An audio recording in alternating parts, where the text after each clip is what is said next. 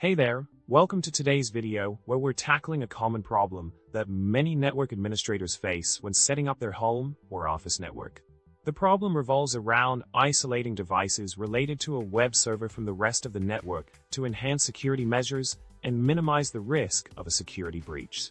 It's a tricky situation, but with the right configuration, it can be effectively handled without compromising accessibility to the web application. So let's dive into the details and find out how to address this issue.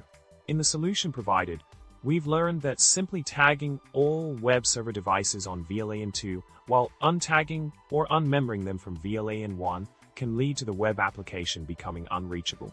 This happens because isolating the devices from the main network also disconnects them from the router, which is still in VLAN 1, causing the accessibility issue.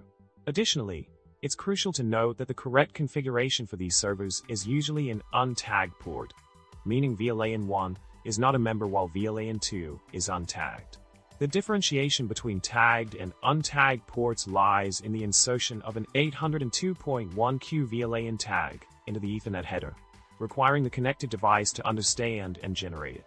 In summary, to effectively isolate devices on ports 1216 from the rest of the network, it is essential to configure the switch with the appropriate VLAN settings. This involves ensuring that only the port facing the router has the extra of LANs as tagged, while utilizing an untagged configuration for the web server devices. By following these steps and potentially incorporating an 802.1q compatible router, you can establish a secure network environment that limits exposure in case of a security breach. And with that, we've reached the end of our video. If you found this information helpful, don't forget to subscribe, like the video, and drop a comment below with your thoughts. Stay tuned for more tech tips and tricks, and remember, stay connected but stay secure.